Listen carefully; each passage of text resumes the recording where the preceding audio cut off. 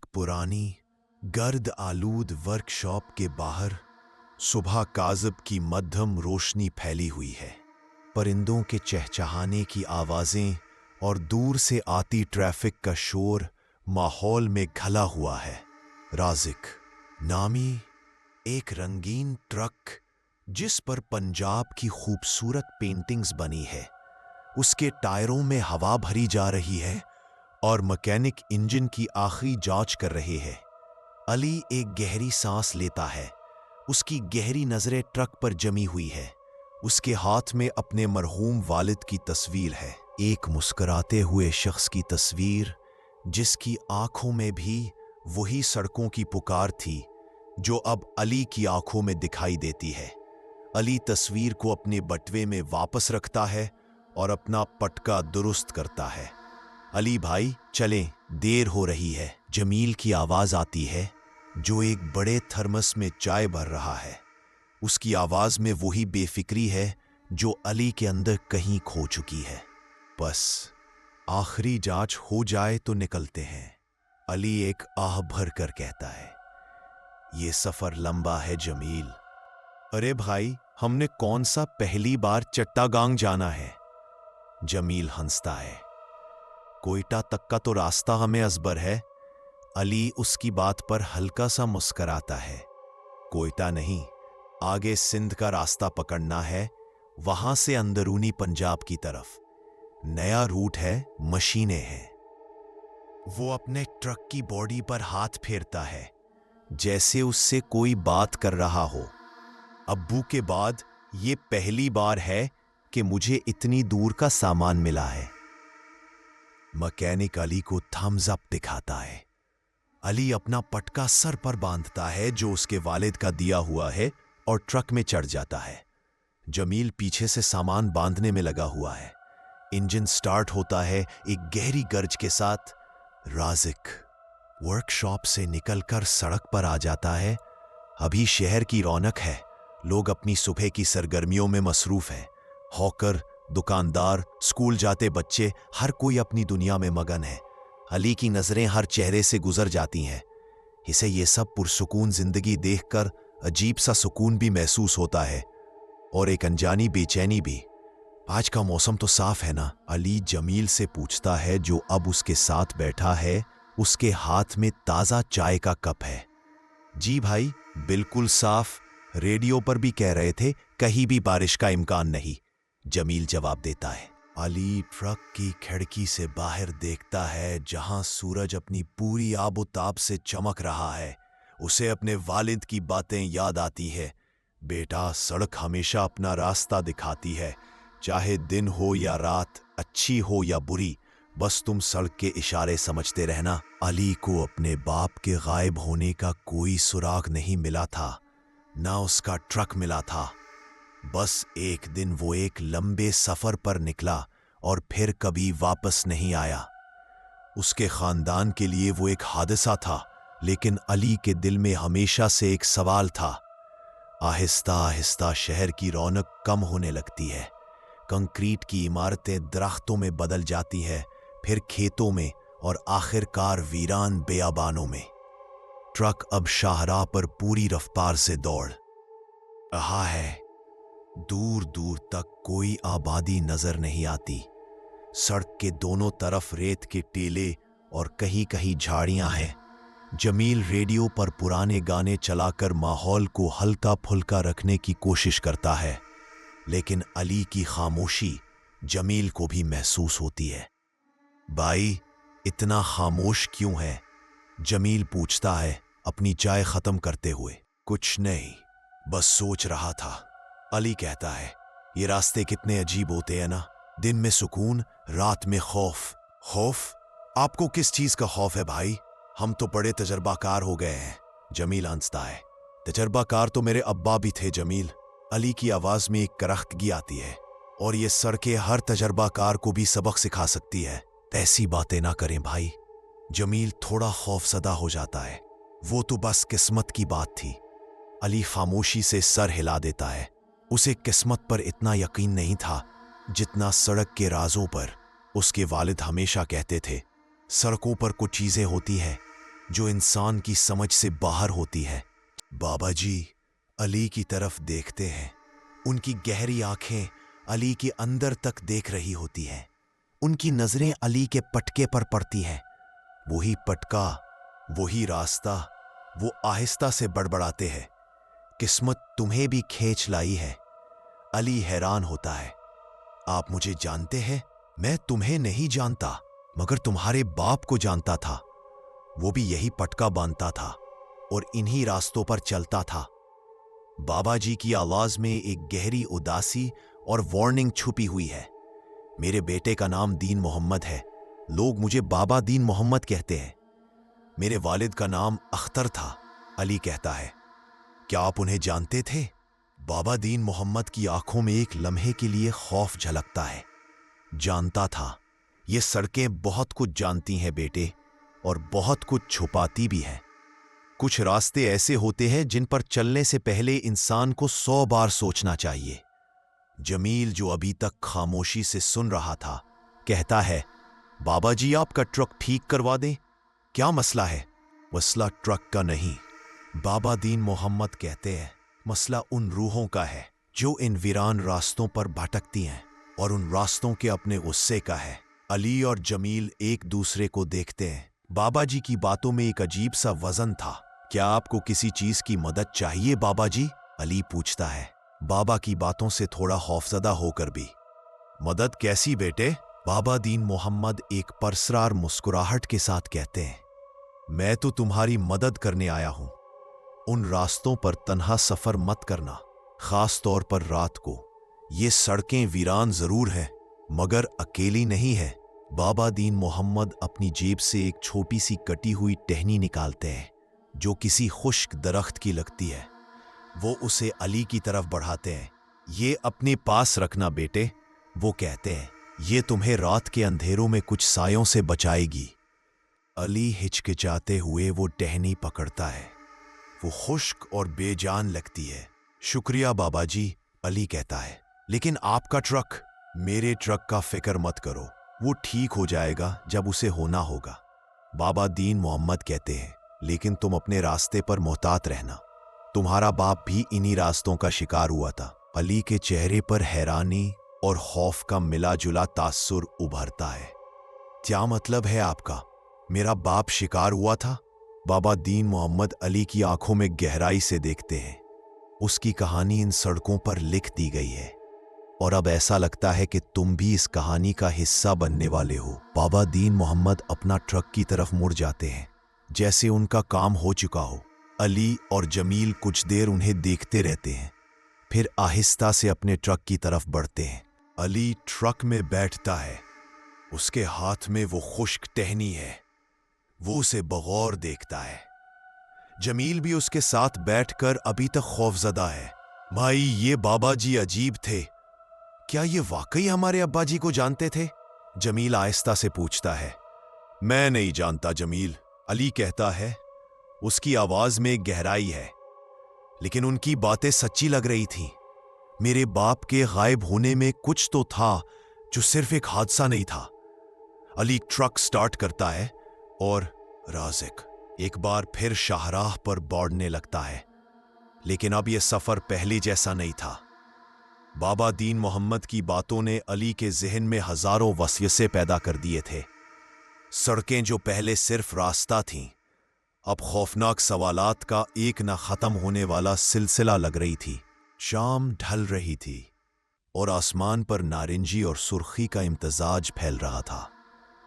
दूर उफुक पर सूरज का गोला आहिस्ता आहिस्ता जमीन के अंदर उतर रहा था। जैसे जैसे अंधेरा फैलता जा रहा था, अली को बाबा दीन मोहम्मद की आखिरी वार्निंग याद आने लगी। ये सड़कें वीरान जरूर हैं, मगर अकेली नहीं हैं। अंधेरा मुकम्मल तौर पर छा चुका था। ट्रक की हेडलाइट्स सड़क के एक छोटे से हिस्से को रोशन कर रही थीं। बाकी सब कुछ तारीकी में डूबा हुआ था। सड़क के दोनों तरफ मौजूद दरख्तों के साए अब खौफनाक शक्लें इख्तियार कर चुके थे। हवा सरसराहट पैदा कर रही थी, जैसे कोई सरगोशी कर रहा हो। अली अपने दिल की धड़कन महसूस कर सकता था, उसे वो टहनी याद आती है जो बाबा दीन मोहम्मद ने दी थी। वो उसे डैशबोर्ड पर रख देता है। साइलेंस। जमील अब खामोश हो चुका था। उसने रेडियो भी बंद कर दिया था। बाहर का अंधेरा और खामोशी दोनों पर हावी हो रही थी। भाई, कोई ढाबा वगैरह नहीं मिलेगा? जमील आहिस्ता से पूछता है। थक गया हूं और कुछ भूख भी लगी है। आगे एक छोटा कस्बा आएगा, वहां ढाबा मिल जाएगा, अली कहता है। उसकी नजरें सड़क पर गड़ी हुई है। उसे लगता है कि सड़क की तारीकी में कोई चीज छुपी हुई है। एक पलक झपकने में उसे ट्रक की खिड़की से बाहर एक साया तेजी से गुजरता हुआ महसूस होता है। वो झटके से नजर घुमाता है, लेकिन वहां कुछ नहीं होता, सिर्फ अंधेरा और दरख्तों के साए। कुछ था? जमील पूछता है। शायद मेरा वहम था, अली कहता है, लेकिन उसकी आवाज में झिझक थी। उसे लगता है कि वीराने की पुकार अब शुरू हो चुकी थी और ये सफर उसके वालिद के राज को बेनकाब करने वाला है। वक्त रात के 12 साढ़े 12 बजे का है। ट्रक राजक की हेडलाइट से तकरीबन 10 मिनट पहले एक आधी रात का ढाबा नजर आता है। ये एक टूटी फूटी जंग आलूद लोहे की छत वाला ढाबा है, जिसके बाहर सिर्फ एक लालटीन जल रही है। अंदर एक बूढ़ा शख्स लकड़ी की आग पर चपातियां बना रहा है और 2-3 दीगर ट्रक ड्राइवर अपने खानों पर झुके हुए हैं। अली ने ट्रक सड़क के किनारे रोका। जमील फौरन नीचे उतरता है। उसके चेहरे पर थकन के बावजूद भूख की चमक है। शुक्र है भाई, लगा था आज खाली पेट ही सोना पड़ेगा। जमील एक लंबी सांस लेकर कहता है। खामोशी से चलकर कुछ खाओ, ज्यादा बातें मत करना। अली तनबीह करता है। बाबा दीन मोहम्मद की दी हुई खुश्क टहनी अब भी डैशबोर्ड पर रखी है। उसका साया रात की रोशनी में अजीब सा लगता है। ढाबे का मालिक रहमत चाचा अपनी काली आंखों से अली को घूरता है, जैसे उसकी आमद से नाखुश हो। वो अली और जमील को एक कोने में टूटी हुई मेज पर बिठाता है। जमील खाना शुरू कर देता है, लेकिन अली को खाना निगलना मुश्किल लग रहा है। उसके जहन में बाबा दीन मोहम्मद के अल्फाज गूंज रहे हैं, ये सड़कें वीरान जरूर है, मगर अकेली नहीं है। अली दूसरी मेज पर बैठे एक दरमियानी उम्र के ड्राइवर, जो लगभग सोया हुआ है, को गौर से देखता है। उसकी आंखों के गिर्द गहरे सियाह हल्के हैं, जैसे उसने कई दिनों से नींद ना ली हो। ये रास्ता नया है क्या? अली ने हिम्मत करके रहमत चाचा से पूछा, जो उनकी मेज साफ करने आया था। रास्ता वही है साईं, चाचा कहता है। उसकी आवाज करख्त और खुरदरी है। बस इस पर चलने वाले अक्सर नए होते हैं, लेकिन नुकसान पुराने हो जाते हैं। अली के पूछने से पहले ही चाचा चला जाता है। अली महसूस करता है कि ढाबे में एक अजीब सी गैर एलानिया खामोशी छाई हुई है। ड्राइवर्स ना आपस में बात कर रहे हैं, ना कोई ऊंची आवाज में है। हर एक अपनी दुनिया में गुम है, जैसे किसी चीज के इंतजार में। जमील अपना खाना खत्म करके कहता है, भाई ये जगह अजीब है, जैसे सब कुछ साकित हो गया हो। यहां से जल्दी निकलना चाहिए। कोई नहीं। ढाबे से निकलने के बाद अली अपने ट्रक में बैठता है। जैसे ही राज़िक की हेडलाइट सड़क पर पड़ती है, अली को थोड़ी दूर सड़क के ऐन बीचों बीच एक औरत खड़ी नजर आती है। वो सफेद रंग के कपड़ों में मलबूस है। उसका चेहरा ढका हुआ है, या यूं लगता है जैसे वो रोशनी में धुंधला रहा है। वो हाथ से इशारा कर रही है कि उसे लिफ्ट चाहिए। ये जगह किसी आबादी या स्टॉप से बहुत दूर है। जमील की नींद फौरन गायब हो जाती है। भाई, यहां कौन? इस वक्त अली का दिल जोर से धड़कता है। उसे बाबा दीन मोहम्मद की वार्निंग याद आती है। यहां कुछ चीजें हैं जो गुमशुदा मुसाफिरों की शक्ल में जाहिर होती हैं, लेकिन उसके वालिद ने हमेशा उसे बताया था कि किसी मुसीबत ज़दा को सड़क पर अकेला मत छोड़ना। मुझे रुकना पड़ेगा जमील। मैं किसी औरत को यहां तन्हा नहीं छोड़ सकता, चाहे वो कोई भी हो। अली फैसला कुन अंदाज में कहता है। वो ब्रेक लगाकर ट्रक रोकता है। जब ट्रक रोकता है तो औरत ट्रक की तरफ तेजी से आती है, लेकिन उसकी हरकत आम इंसानों जैसी नहीं है। उसके चलने में एक गैर फितरी तेजी और बेवजनी है। औरत ट्रक का दरवाजा खोलती है और पीछे की सीट पर बैठ जाती है। वो एक लफ्ज भी नहीं बोलती। अली और जमील दोनों को एक शदीद ठंडक का एहसास होता है, जो रात की सर्दी से कहीं ज्यादा गहरी है। जैसे वो बैठती है, एक पुरानी गहरी बू, जैसे मिट्टी और सड़े हुए फूलों का इम्तिजाज पूरे कैबिन में फैल जाती है। बैन, आप इस वक्त यहां? अली पूछने की कोशिश करता है। औरत कोई जवाब नहीं देती। अली शीशे में पीछे देखने की कोशिश करता है, लेकिन पीछे अंधेरा बहुत ज्यादा है। उसे सिर्फ सफेद कपड़ों का धुंधला सा अक्स नजर आता है। औरत की तरफ से एक सर्द, लरजती हुई सरगोशी सुनाई देती है। आवाज बहुत धीमी और गहरी है, जैसे पानी के अंदर से आ रही हो। ये सरगोशी एक लफ्ज कहती है, घर। घर तो बहुत दूर होगा। कोई शहर का नाम? खामोशी। अली ट्रक दोबारा स्टार्ट करता है। वो खौफजदा है, लेकिन बाहर का वीराना ज्यादा खौफनाक है। अब वो पूरी रफ्तार से गाड़ी चलाता है। इसका दिल तेजी से धड़क रहा है। अगले आधे घंटे तक कैबिन में मौत जैसी खामोशी छाई रहती है। औरत ने कोई हरकत नहीं की, कोई आवाज नहीं निकाली। जमील ने अपना चेहरा अपने घुटनों में छुपा लिया है। ये शायद ठीक नहीं लग रही भाई, जमील आहिस्ता से कहता है। खामोश रहो, अली सख्ती से कहता है। वो आईने में पीछे की तरफ झांकता है और इस बार थोड़ा ज्यादा गौर से देखता है।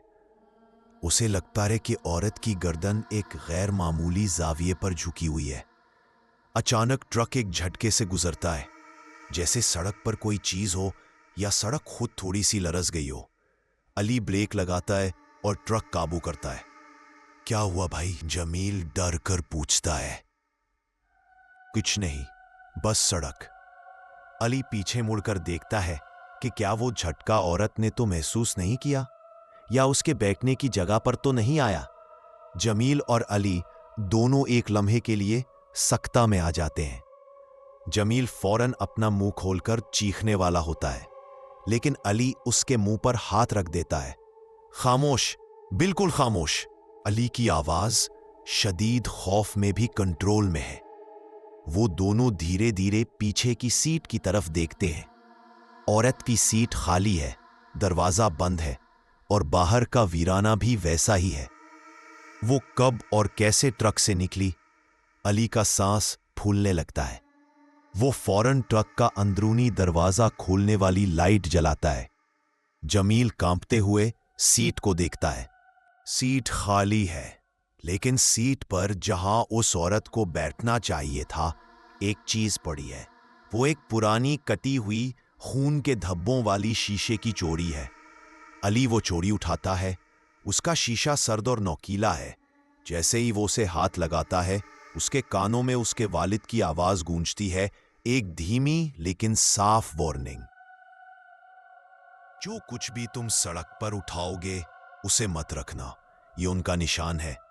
अली चोरी को फौरन फेंकने वाला होता है कि उसे बाबा दीन मोहम्मद की बात याद आती है। ये उन लोगों की रूहें हैं जो गुमशुदा मुसाफिरों की शक्ल में जाहिर होती है। वो कभी अपना सफर पूरा नहीं कर पाती। जमील, ये कोई वहम नहीं था, अली आहिस्ता से कहता है। ये वो रूहें हैं जिनका बाबा जिक्र कर रहे थे। जमील खौफ से अपने आप को समेट लेता है। भाई, ये चोरी फेंक दो उसे, हमें यहां से निकलना है। अली उस चोरी को अपनी जेब में डाल लेता है। नहीं, ये वहम नहीं, ये इशारा है। ये इसका सबूत है कि मेरे बाप की बातें और बाबा दीन मोहम्मद की वार्निंग झूठी नहीं थी। वो ट्रक स्टार्ट करता है। उसकी आंखें अब खौफ के बजाय एक शदीद जुस्तजू से भरी हुई है। अली ट्रक की रफ्तार बढ़ा देता है। वो अब किसी ढाबे या शहर के बारे में नहीं सोच रहा। वो सिर्फ उस सड़क से जल्द अज जल्द दूर जाना चाहता है। लेकिन जैसे ही वो मोड़ काटता है, اسے محسوس ہوتا ہے کہ سڑک کا ماحول مزید عجیب ہو گیا ہے۔ درختوں کی شکلیں اور زیادہ خوفناک ہو گئی ہیں اور سڑک پر ایک گہری سفیدی چھا رہی ہے، جیسے صبح کی دھند ہو۔ علی کی نظر اچانک ڈیش بورڈ پر جاتی ہے۔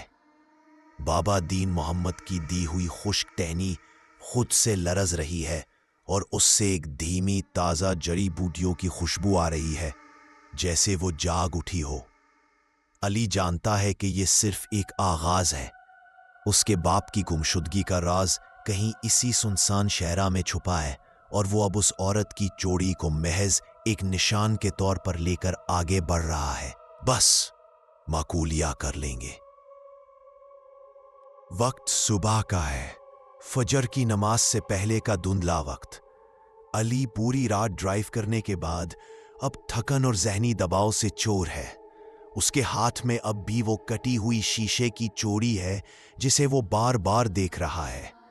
اس چوڑی میں اب کوئی خون کا دھبا نہیں ہے، لیکن اس سے ایک عجیب، مدھم اور ناگوار سی بو آ رہی ہے، جیسے گلے سڑے پتے یا کسی پرانے گناہ کی۔ جمیل ٹرک کے کیبن میں گہری نیند سو رہا ہے، لیکن اس کی سانسیں تیز اور بے قاعدہ ہے۔ خوف نے اس کی نیند کو بھی چین نہیں لینے دیا۔ علی ٹرک کو سڑک کنارے ایک پرانے پٹرول پمپ کے ڈھانچے کے پاس روکتا ہے۔ یہ جگہ ایسی لگتی ہے جہاں کوئی ڈیزل پمپ کئی سال پہلے چوری ہو گیا ہو اور اب صرف بنیادیں باقی ہے۔ وہ باہر نکل کر تازہ ہوا میں گہری سانس لیتا ہے، لیکن اسے لگ رہا ہے کہ سڑک کی وہ گناہ کی بو اس کا پیچھا کر رہی ہے۔ علی چوڑی کو مٹھی میں دبا کر سوچتا ہے۔ اس کی آنکھوں میں نیند نہیں ہے، صرف بے چینی اور سوال ہے۔ اگر وہ عورت ایک روح تھی تو اس نے مجھے یہ چوڑی کیوں دی، اور میرے باپ کی آواز کیوں گونجی؟ بابا دین محمد نے کیوں کہا تھا کہ میرا باپ بھی شکار ہوا تھا؟ علی خود کو سنبھالتا ہے اور دوبارہ ڈرائیونگ شروع کرتا ہے۔ تھوڑی دیر بعد سڑک پر ایک نسبتاً صاف ستھرا ڈھابا نظر آتا ہے۔ علی کو یقین ہے کہ یہاں کوئی تو ملے گا جو کچھ معلومات دے سکے۔ ڈھابے کا مالک عمران ایک صحت مند، چالاک آنکھوں والا شخص ہے جو گاہکوں کو مسکراتے ہوئے چائے دیتا ہے۔ علی اور جمیل، جو اب جاگ چکا ہے، کو دیکھ کر مسکراتا ہے۔ کیا چاہیے بھائیو؟ رات اچھی گزری؟ عمران چائے لاتے ہوئے پوچھتا ہے۔ جمیل فوراً بات شروع کرتا ہے۔ رات اچھی کہاں گزری، ہمارے ساتھ بہت عجیب واقعہ ہوا ہے۔ ایک عورت۔ علی جمیل کی بات کاٹتا ہے، اس کی آنکھوں میں اشارہ کرتا ہے کہ خاموش رہے۔ کچھ نہیں چاچا، بس نیند نہیں پوری ہوئی۔ یہ راستہ کچھ زیادہ ویران ہے۔ عمران کی آنکھوں میں ایک جھٹکا آتا ہے، لیکن وہ مسکراتا ہے۔ یہ راستہ ویران نہیں ہے سائیں، یہ راستہ بے رحم ہے۔ علی ایک لمحے کے لیے رکتا ہے۔ آپ کا کیا مطلب ہے؟ مطلب یہ کہ ہر جگہ کے اپنے قوانین ہوتے ہیں، جنگل کے اپنے، شہر کے اپنے، اور اس سنسان شاہراہ کے اپنے۔ عمران آہستہ سے بولتا ہے، اور یہاں کا سب سے بڑا قانون ہے، جو سڑک پر ہے اسے سڑک پر ہی رہنے دو۔ علی کو بابا دین محمد کی دی ہوئی وارننگ یاد آتی ہے۔ وہ چائے کا گھونٹ لیتا ہے اور عمران سے پوچھتا ہے، اگر کوئی اس قانون کو توڑ دے تو؟ عمران جھک کر اپنی آواز دھیمی کرتا ہے، تو پھر سڑک بدلا لیتی ہے، یا پھر سڑک کا شکار اس آدمی کے ساتھ چل پڑتا ہے۔ شکار؟ علی کی مٹھی میں چوڑی کی نوک چبھتی ہے۔ جی سائیں، عمران سر ہلاتا ہے۔ ہم ٹرک ڈرائیور ہیں، ہم ہزاروں کلومیٹر کا سامان لادتے ہیں، لیکن ہم اپنے اوپر کسی کو مفت میں نہیں لادتے۔ اگر کوئی روح آپ کے ٹرک میں آ گئی تو وہ آپ کا سفر مکمل نہیں ہونے دے گی۔ وہ آپ کو کسی ایسے مقام پر لے جائے گی جہاں آپ کا اپنا مقصد اسے پورا کرنے میں مدد دے۔ جمیل خوف سے کانپنے لگتا ہے۔ مقصد؟ یہ کیا بات کر رہے ہیں چاچا؟ مقصد؟ عمران علی کی آنکھوں میں دیکھتے ہوئے کہتا ہے، ہر روح کا کوئی نہ کوئی انصاف ہوتا ہے جو وہ چاہتی ہے، اور اس کے لیے وہ سب سے پہلے اس شخص کو پکڑتی ہے جس کے دل میں پہلے سے ہی کوئی دکھ ہو، کوئی غائب سچ ہو۔ علی کے ذہن میں اپنے باپ کا گمشدہ راز گھومتا ہے۔ کیا اس روح نے اسے اس لیے چنا ہے کہ وہ اپنے باپ کی تلاش میں ہے؟ عمران چائے کا کپ اٹھاتا ہے اور کہتا ہے، تم نے اگر کسی کو سڑک سے اٹھایا ہے اور اس نے تمہیں کوئی نشان دیا ہے تو وہ اب تمہارے ساتھ چل رہا ہے۔ علی اب فیصلہ کرتا ہے کہ اسے یہ جوڑی پھینکنی نہیں چاہیے، کیونکہ یہ اس کے باپ کے راز کا راستہ ہو سکتی ہے۔ جب وہ دوبارہ ٹرک کی طرف جاتے ہیں تو جمیل ایک چھوٹی آواز میں علی سے کہتا ہے، بھائی، یہ سارا خوف اس چوڑی کا ہے، اسے باہر پھینک دو، ہم یہاں سے واپس چلتے ہیں۔ میں تمہارے باپ کو ڈھونڈنے میں تمہارے ساتھ نہیں جاؤں گا اگر یہ سب تمہیں خوف ہے جمیل۔ علی اسے غصے سے دیکھتا ہے۔ مجھے بھی خوف ہے، لیکن مجھے اپنے باپ کا سچ جاننا ہے۔ یہ چوڑی میرا راستہ ہے۔ علی ٹرک میں بیٹھتا ہے اور حیرت سے دیکھتا ہے کہ ڈش بورڈ پر رکھی بابا دین محمد کی خشک ٹہنی پر ایک چھوٹا سا نیلے رنگ کا پھول کھل رہا ہے۔ یہ ٹہنی اب پوری طرح سے خشک نہیں رہی، جیسے اسے کوئی توانائی ملی ہو۔ جمیل، جو ابھی بھی خوف زدہ ہے، اپنے سیٹ پر بیٹھتا ہے اور اچانک چیخ مارتا ہے، بھائی، میرے اوپر کچھ گرا۔ وہ دیکھتا ہے کہ سیٹ کے اوپر سے، جہاں کل رات وہ عورت بیٹھی تھی، ریت اور خشک پتوں کا ایک ڈھیر گرا ہے۔ ایسا لگتا ہے جیسے یہ ریت اور پتے کسی قبر یا پرانی جگہ سے اٹھائے گئے ہوں۔ علی ٹرک کو سٹارٹ کرتا ہے اور تیزی سے آگے بڑھتا ہے۔ عمران کی آخری بات اس کے ذہن میں ہے، یہ روحیں آپ کو کسی ایسے مقام پر لے جائیں گی جہاں آپ کا اپنا مقصد اسے پورا کرنے میں مدد دے۔ تھوڑی دیر بعد ایک پرانا لوہے کا جھکتا ہوا پل آتا ہے۔ یہ پل دریا کے اوپر سے گزرتا ہے اور اس کا لوہا زنگ آلود اور ٹوٹا پھوٹا ہے۔ مقامی لوگ اسے موت کا پل کہتے ہیں۔ یہ پل ایک ایسے علاقے کی طرف جاتا ہے جو طویل اور سنسان جنگلی علاقے کا آغاز ہے۔ علی محسوس کرتا ہے کہ اس کے ہاتھ میں موجود چوڑی گرم ہو رہی ہے۔ ڈیش بورڈ کی ٹہنی پر موجود نیلا پھول چمک رہا ہے۔ جمیل پل کی حالت دیکھ کر گھبرا جاتا ہے۔ ہم یہاں سے نہیں جائیں گے بھائی، یہ پل ٹوٹا ہوا لگتا ہے اور سب کہتے ہیں کہ اس پل کے نیچے قبرستان ہے۔ یہ پل میرے باپ کے روٹ پر آتا تھا، علی کہتا ہے۔ یہی وہ جگہ ہے جہاں میں نے چلنا ہے۔ جب ٹرک پل پر چڑھتا ہے تو پل سے ایک زوردار دھات کی چیخ نکلتی ہے۔ علی کو محسوس ہوتا ہے کہ پل خود ان کو آگے نہیں جانے دینا چاہتا۔ پل کے عین بیچوں بیچ، جب وہ دریا کے اوپر ہے، اچانک ٹرک تیز جھٹکے لینے لگتا ہے، حالانکہ سڑک بالکل سیدھی ہے۔ کیا ہو رہا ہے بھائی؟ جمیل چیختا ہے۔ بریک لگاؤ۔ بریک ٹھیک ہے، علی کہتا ہے۔ اس کا ہاتھ سٹیئرنگ پہ مضبوطی سے جمع ہوا ہے۔ اچانک کیبن میں ہوا کا ایک شدید سرد جھونکا آتا ہے۔ علی کو یوں محسوس ہوتا ہے جیسے کسی غیر مرئی ہاتھ نے ٹرک کو ایک طرف دھکا دیا ہو۔ رازق ڈگمگاتا ہے اور تقریباً پل کے کنارے سے نیچے گرنے لگتا ہے۔ علی طاقت سے سٹیئرنگ کو سیدھا کرتا ہے۔ اس لمحے اسے اپنے کان میں ایک بار پھر وہ سرد سرگوشی سنائی دیتی ہے، اس عورت کی آواز، قبر، میری قبر یہاں۔ علی کے رونگٹے کھڑے ہو جاتے ہیں۔ اسے یقین ہو جاتا ہے کہ وہ عورت اسے پل کے نیچے موجود قبرستان کی طرف اشارہ کر رہی ہے۔ وہ اپنے باپ کے راز کا سراغ لگانے کے لیے پل عبور کرتا ہے، لیکن وہ جانتا ہے کہ اس نے سڑک کا سب سے بڑا قانون توڑ دیا ہے۔ اب وہ تنہا نہیں ہے۔ رازق ٹرک خوفناک موت کے پل کو عبور کر چکا ہے۔ پل سے نکلتے ہی سڑک پتھریلی ہو گئی ہے اور چاروں طرف گھنا جنگل شروع ہو جاتا ہے۔ یہ علاقہ غیر آباد اور سنسان ہے۔ علی کا جسم تھکن سے چور ہے، لیکن اس کا ذہن شدید الرٹ ہے۔ اس کی مٹھی میں چوڑی کی نوک ابھی بھی چبھ رہی ہے اور ڈیش بورڈ پر نیلا پھول چمک رہا ہے۔ پل پر ٹرک کو ملنے والا دھکا اب بھی اس کے ذہن میں تازہ ہے۔ وہ عورت، وہ یہاں تھی۔ علی بڑبڑاتا ہے۔ جمیل خوف سے کیبن میں ایک کونے میں سمٹا ہوا ہے۔ اس نے اپنی آنکھیں بند کر رکھی ہیں اور ہلکی آواز میں کچھ پڑھ رہا ہے۔ ہمیں واپس مڑ جانا چاہیے تھا بھائی، جمیل دبی ہوئی آواز میں کہتا ہے۔ وہ صرف ایک ٹوٹا ہوا پل نہیں تھا، وہ ہمیں جانے نہیں دینا چاہتا تھا۔ لیکن اس نے ہمیں جانے دیا، علی کہتا ہے۔ کیوں؟ اس لیے کہ ہم اس عورت کے اشارے پر تھے۔ علی آہستہ سے ٹرک کو ایک جانب سنسان جگہ پر روکتا ہے۔ اسے پتا ہے کہ وہ نیند کے بغیر مزید ڈرائیو نہیں کر سکتا، لیکن خوف اور تجسس اسے سونے بھی نہیں دے رہے۔ علی باہر نکلتا ہے۔ ٹھنڈی مرطوب ہوا میں نم مٹی اور سوکھی لکڑی کی ہلکی بو ہے۔